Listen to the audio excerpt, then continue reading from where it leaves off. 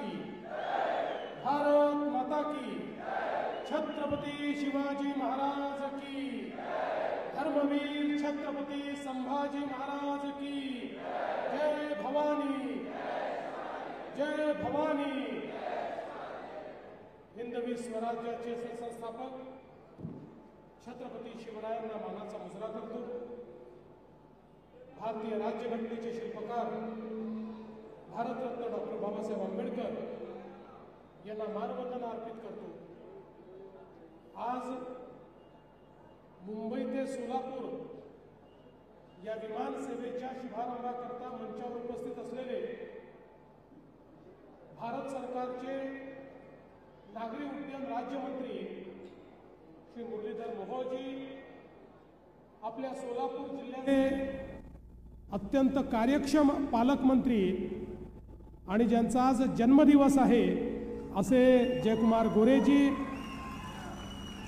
आमचे मित्र आणि धाराशिव जिल्ह्याचे पालकमंत्री श्री प्रताप सरनाईकजी, आपले सोलापूरचे ज्येष्ठ आमदार सन्माननीय सुभाष बापू देशमुखजी, विजय मालक देशमुखजी, त्याचप्रमाणे युवा आमदार सचिन कल्याण शेट्टीजी, देवेंद्र कोठेजी, या ठिकाणी आपले माजी खासदार जयसिद्धेश्वर महास्वामीजी, दिलीप मानेजी, राजेश्वर शिवदरेजी, नरसिंग मेंगजी, शशिकांत चव्हाणजी, अमोल शिंदेजी, रोहिणी तडवळकर, शहाजी पवार, ज्यांनी ही विमानसेवा सुरू केली ते स्टार एअरचे श्री संजय घोडावत, त्याचप्रमाणे एअरपोर्ट अथॉरिटीच्या श्रीमती अंजली कुमारी, आपले जिल्हाधिकारी कुमार आशीर्वाद, श्री सुनील फुलारी, एम राजकुमार, अतुल कुलकर्णी, सचिन ओंबासे, कुलदीप जंगम आणि या ठिकाणी मंचावर उपस्थित सर्व मान्यवर आणि उपस्थित सर्व भगिनी आणि बंधूंनो, आजचा दिवस सोलापूरकरता अत्यंत महत्त्वाचा दिवस आहे। अलीकडच्या काळामध्ये एखाद्या शहराचा विकास जर करायचा असेल, एखाद्या जिल्ह्यामध्ये रोजगार निर्मिती करायची असेल, उद्योग आणायचे असतील, तर सगळ्यात महत्त्वाचं काही असेल तर ती हवाई सेवा आहे। आज उद्योजक पाहतात कुठला जिल्हा हवाई सेवेने जोडलेला आहे, कुठे विमान उतरत आहे, कुठे फंक्शनल एअरपोर्ट आहे आणि त्या आधारावर मोठ्या प्रमाणात उद्योजक आपल्या गुंतवणुकीचा निर्णय करतात।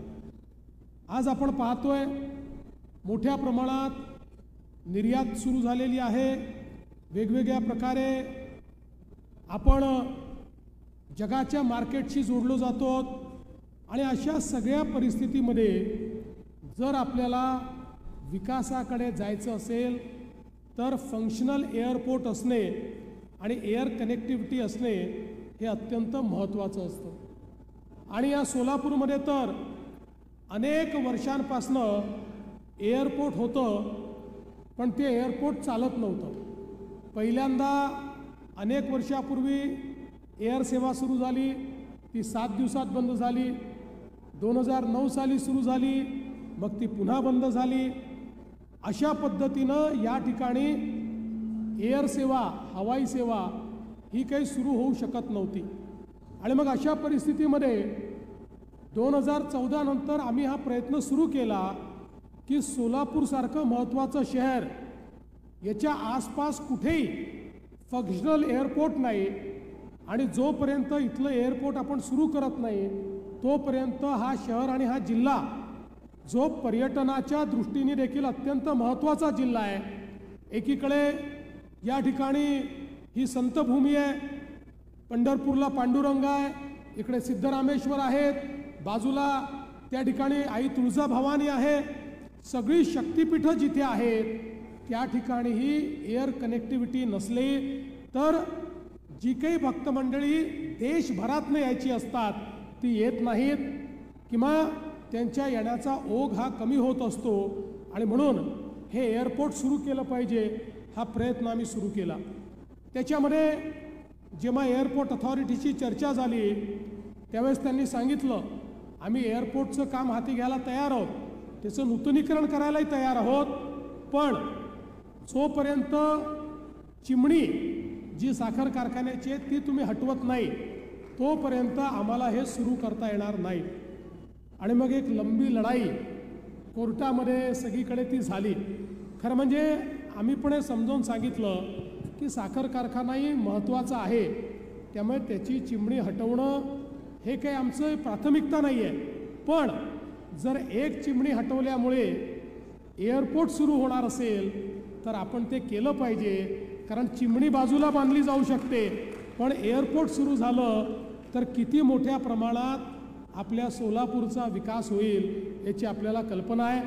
आणि म्हणून हायकोर्ट, सुप्रीम कोर्ट, परत हायकोर्ट, परत सुप्रीम कोर्ट असं करत करत शेवटी आपण ती केस जिंकलो, ती चिमणी आपण हटवली. आणि दरम्यानच्या काळात माननीय मोदीजींच्या सरकारने या एअरपोर्टचं नूतनीकरण सुरू केलं, त्या ठिकाणी नवीन रनवेचं कार्पेटिंग केलं. आणि मग पुन्हा एकदा आमच्यासमोर प्रश्नचिन्ह निर्माण करणं सुरू झालं की तुम्ही तर म्हणत होतात चिमणी हटवली, मग चिमणी हटवली तर विमानसेवा का नाही सुरू झाली. आम्ही सांगितलं काळजी करू नका, हे मोदी सरकार आहे, निश्चितपणे या ठिकाणी विमानसेवा सुरू होईल. आणि म्हणून आपण मग त्या संदर्भात आमचे मुरली अण्णा मोहोळ जे केंद्रीय मंत्री आहेत या विभागाचे, त्यांची मदत घेतली आणि आपली पहिली विमानसेवा सुरू झाली. मुळातच मोदीजींनी या देशामध्ये विमानसेवेचं महत्त्व हे समजून घेतलं, एअरपोर्टचं महत्त्व समजून घेतलं आणि RCS सारखी योजना आणली, ज्या योजनेमध्ये ज्या विमानतळावर उडान काही वर्ष फिजिबल होत नाही किंवा खूप महाग पडतं त्या ठिकाणी थोडंसं वायबिलिटी गॅप फंडिंग करायची, म्हणजे थोडेसे पैसे सरकारने द्यायचे आणि त्यातनं ती विमानसेवा फिजिबल करायची. आणि आमच्या सरकारने निर्णय घेतला की आमची तयारी आहे, सोलापूरचं विमानतळ हे विमानसेवा सुरू करणार असेल तर आम्ही त्याकरता वायबिलिटी गॅप फंडिंग देऊ. तो निर्णय आपण घेतला, पहिलं विमान सुरू झालं. पण सगळ्यात महत्त्वाची होती कनेक्टिव्हिटी ती मुंबईची, कारण जेव्हा तुम्ही मुंबईला कनेक्ट होता तेव्हा संपूर्ण देशाला कनेक्ट होता आणि जेव्हा तुम्ही मुंबईला कनेक्ट होता त्यावेळी संपूर्ण जगालाही तुम्ही कनेक्ट होता. आणि म्हणून मुंबईची कनेक्टिव्हिटी ही यातलं अत्यंत महत्त्वाचं होतं. आणि आम्ही पुन्हा RCSच्या माध्यमातून हा निर्णय केला की 18 कोटी रुपयाची सबसिडी याला द्यावी लागणार होती. तात्काळ सरकारने तो निर्णय केला, आपण त्याचं टेंडर काढलं आणि मला अतिशय आनंद आहे की या ठिकाणी स्टार एअरने ही विमानसेवेचं टेंडर घेतलं, त्यातले खूप कंप्लायन्सेस होते ते सगळे त्यांनी पूर्ण केले. आमच्या मुरली अण्णांनी त्यात मदत केली आणि आज खऱ्या अर्थानं ही विमानसेवा या ठिकाणी सुरू झालेली आहे आणि थोड्याच वेळात मुंबईहून निघालेलं विमान या ठिकाणी उतरणार आहे. खरं तर मी त्या विमानानेच येणार होतो, परंतु मला आज गडचिरोलीला जावं लागलं, कारण आज सगळ्या नक्षलवाद्यांनी, माओवाद्यांनी आपल्या बंदुकीसहित गडचिरोलीमध्ये आत्मसमर्पण केलं आणि महाराष्ट्रातला माओवाद हा आज मोदीजींच्या आणि अमित भाईंच्या नेतृत्वात आम्ही पूर्णपणे संपुष्टात आणला. आणि म्हणून मग तिथे डायरेक्ट गेलो आणि तिथनं थेट मी सोलापूरला आलो, कारण सिद्धरामेश्वराच्या नगरीमध्ये जे पहिलं उडान होत आहे त्या पहिल्या उडानाला मला उपस्थित राहायचं होतं. हैदराबादच्या विमानाच्या दिवशी मला यायचं होतं, पण त्या दिवशी माझ्या नशिबात नव्हतं, पावसामुळे माझंच विमान उडलं नाही, त्यामुळे मी पोचू शकलो नाही. पण आज मात्र या ठिकाणी आलो, याचा मला अतिशय आनंद आहे. आणि मी मागच्या वेळेस इथे आल्यानंतर IT पार्कची घोषणा केली होती. या घोषणेच्या पाठीमागे काय होतं, आत्तापर्यंत घोषणा मी केली नव्हती. फंक्शनल विमानतळ असल्याशिवाय IT पार्क हा कधी यशस्वीच होत नाही. त्यामुळे मला ज्यावेळेस ही खात्री झाली की आता फंक्शनल विमानतळ या ठिकाणी होत आहे त्यावेळेस मी घोषणा केली. आणि मी आपल्याला निश्चितपणे सांगतो की येत्या काळामध्ये जागा वगैरे सगळी निश्चित होते आहे. आम्ही एक चांगला IT पार्क हा सोलापूरला तयार करणार आहोत. सोलापूरची आमची मुलं ही जी सगळी पुण्यात बसलेली आहेत त्यांच्याकरता इथेच आपण रोजगाराची निर्मिती देखील मोठ्या प्रमाणात निश्चितपणे करणार आहोत। आज आपल्याला कल्पना आहे की आपण सोलापूरमध्ये मागच्या काळामध्ये समांतर योजनेचं काम केलं, अनेक अडचणी आल्या, पण मी सातत्याने त्याचं ट्रॅकिंग केलं आणि त्याच्यातही कोर्ट केसपर्यंत केस गेली, खूप अडचणी आल्या, कॉन्ट्रॅक्टर बदलावा लागला, पुन्हा टेंडर करावं लागलं, पण आपण ते काम आज पूर्ण केलेलं आहे। आणि आपले पालकमंत्री आणि आमदार इतके हुशार आहे की त्यांनी तोपर्यंत मला सांगितलं नाही, मला वाटलं आता आपलं काम झालं, 800,000 कोटी रुपये आपण दिले त्यामुळे आता काम झालं। ते काम झाल्याबरोबर हे सगळे पुन्हा माझ्याकडे आले, म्हणाले आता 24/7 जर पाणी आपल्याला लोकांना द्यायचं असेल तर आपल्याला नव्याने अजून एक योजना करावी लागेल, डिस्ट्रीब्युशनची योजना, त्याच्याही करता 1000 कोटी रुपये लागतील, त्यामुळे तेही तुम्ही द्या, काळजी करू नका, तेही 1000 कोटी रुपये देण्याचा निर्णय आपण घेतलेला आहे।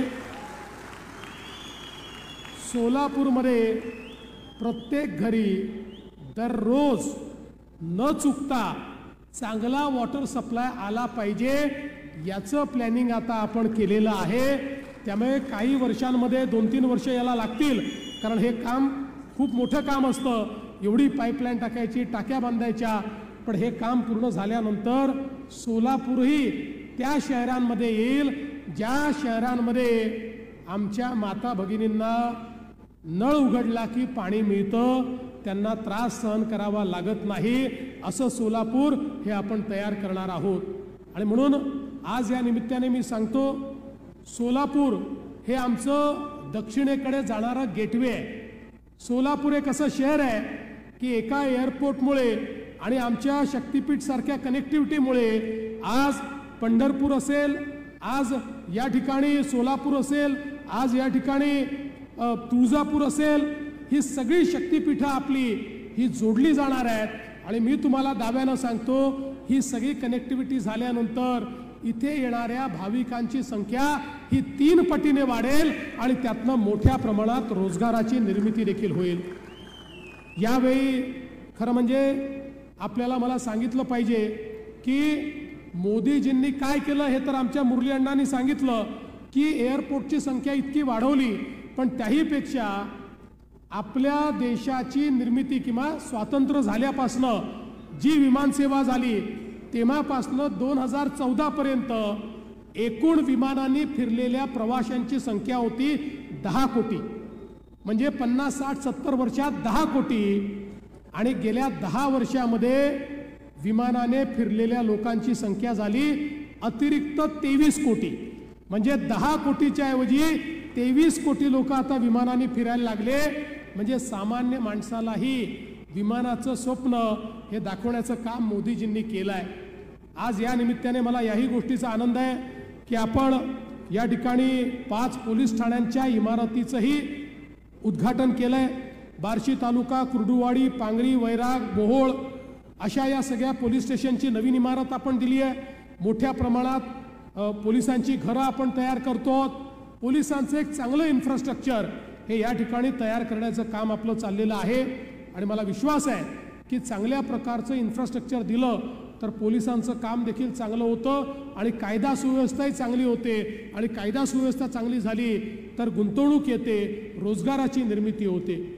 आज या निमित्ताने निश्चितपणे आत्ता नुकत्याच झालेल्या पावसामध्ये, महापुरामध्ये सोलापूर जिल्ह्यातल्या शेतकऱ्यांचं अतोनात नुकसान झालं, पण मी खरोखर मनापासनं पालकमंत्री आणि आपल्या जिल्ह्याचे जिल्हाधिकारी आणि त्यांच्या सगळ्या टीमचं मनापासनं अभिनंदन करीन की या संकटामध्ये प्रचंड मेहनत ही त्यांनी या ठिकाणी केली आणि अतिशय शेवटच्या माणसापर्यंत जाऊन NDRFच्या मदतीने हेलिकॉप्टरने लोकांना काढणं, कुठलाही मृत्यू न होता लोकांच्या व्यवस्था करणं, ज्यांना घरे सोडावी लागली त्यांच्याकरता वेगवेगळ्या व्यवस्था करणं, या सगळ्या गोष्टी त्यांनी केल्या।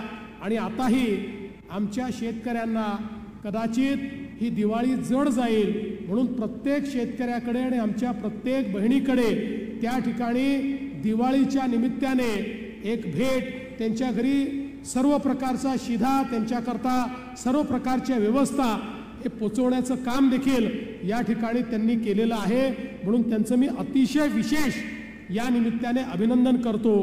बाजूला धाराशिवमध्ये देखील आमच्या प्रताप सरनाईक हे तिथले पालकमंत्री आहे, त्यांनी अतिशय चांगलं काम हे धाराशिवमध्ये केलं। आमचं सरकार हे ज्या ज्या वेळी शेतकरी अडचणीत असतो त्यावेळी शेतकऱ्याच्या पाठीशी उभं असतो। आणि मला हे सांगताना आनंद वाटतो, शेवटी शेतकऱ्याचं जे काही नुकसान होतं, त्याला जो मानसिक आणि आर्थिक त्रास होतो, हा काही आपण कधीच सगळा भरून काढू शकत नाही। पण महाराष्ट्राच्या इतिहासामधलं सर्वात मोठं पॅकेज हे यावर्षी आपण शेतकऱ्यांकरता दिलं। 32,000 कोटी रुपये हे आपण शेतकऱ्यांना दिले आणि शेतकऱ्यांच्या खात्यामध्ये पैसे जाणं सुरू झालं। दिवाळीपूर्वी जास्तीत जास्त शेतकऱ्यांच्या खात्यात पैसे जातील, काहींना थोडे उशिराही मिळतील, पण आमचा प्रयत्न आहे हे सगळे पैसे या महिन्यामध्ये शेतकऱ्यांच्या खात्यामध्ये गेले पाहिजेत आणि पुन्हा एकदा आमचा शेतकरी हा आपल्या पायावर उभा राहिला पाहिजे, अशा प्रकारचा प्रयत्न आमचा आहे। मला कधी कधी आश्चर्य वाटतं की ज्यावेळी अशी आपत्ती असते त्याही वेळी काही लोक राजकारण करतात आणि काही लोकांच्या डोक्यामध्ये तर इतका किडा गेला आहे। सोलापूरमध्ये तर मला एक स्टेटमेंट पाहायला मिळालं, आता हसावं की रडावं मला समजत नाही, कारण इथल्या एका नेत्यांनी सांगितलं, म्हणाले सोलापूरमध्ये इतका जो पाऊस आला हा निसर्गामुळे नाही आला, हा राज्य सरकारने आणला, हा महापूर राज्य सरकारने आणला।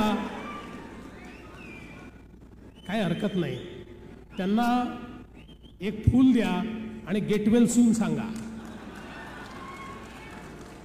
कधी कधी परिणाम होतो असा, म्हणजे मानसिक परिणाम असतो, त्यामुळे त्याचं फार काळजी करण्याचं कारण नाही। पण मी एकच गोष्ट त्यांच्यासहित सगळ्यांना सांगतो की हे सरकार कितीही आपत्ती आली तरी आपल्या शेतकऱ्यांच्या पाठीशी खंबीरपणे ठामपणे उभं राहील आणि आमच्या शेतकऱ्यांना पुन्हा उभं करण्याचं काम हे निश्चितपणे आम्ही करू, हा विश्वास या निमित्ताने मी देतो। पुन्हा एकदा मी माननीय आमचे मुरली अण्णा मोहोळ, पालकमंत्री, आपले सर्व आमदार, ज्यांनी या सगळ्या आमदारांनी इतका पाठपुरावा या गोष्टीचा केला आहे, त्यांचं सगळ्यांचं अतिशय मनापासून अभिनंदन करतो। आणि घोडावतजी आपल्याला विनंती करतो की ही विमानसेवा नीट चालू राहिली पाहिजे, कारण आमचे म्हणजे तुम्ही चांगलंच चालवता, पण प्रायव्हेट ऑपरेटरबद्दल आमचं एक अनेक वेळा ऑब्झर्वेशन आहे की त्यांना अजून फायद्याचा रूट मिळाला की त्या रूटवर ते विमान टाकून देतात आणि आम्हाला सांगून देतात की काहीतरी आमच्या विमानात गडबड झाली आहे। तुम्ही तसं करणार नाही माझी अपेक्षा आहे। त्यामुळे काही झालं तरी आता सुरू झालेली ही सेवा बंद होऊ नये ही काळजी आपल्याला घ्यायची आहे। आणि सोलापूरकरांना माझा आता दुसरा शब्द आहे की पुढच्या काळामध्ये आपल्या सगळ्यांच्या सहकार्याने आता या ठिकाणी आपण जे विमान उतरवतोय ते तर महत्त्वाचं आहेच, पण जे मोठं बोईंगचं विमान असतं तेही सोलापूरला उतरलं पाहिजे। या दृष्टीने पुढच्या काळामध्ये काही आम्ही गोष्टी हातामध्ये घेणार आहोत। नाईट लँडिंगही झालं पाहिजे हेही आपल्याला हातामध्ये घ्यायचं आहे। त्यातही आपल्या सगळ्यांचं सहकार्य हे आम्ही मागू, ते मिळेल हा मला विश्वास आहे। मी पुन्हा एकदा आजच्या विमानसेवेचं या ठिकाणी स्वागत करतो आणि सोलापूरकरांना ही विमानसेवा अर्पण करून माझे 2 शब्द संपवतो। धन्यवाद। जय हिंद, जय महाराष्ट्र। मुख्यमंत्री महोदयांचे मनस्वी आभार।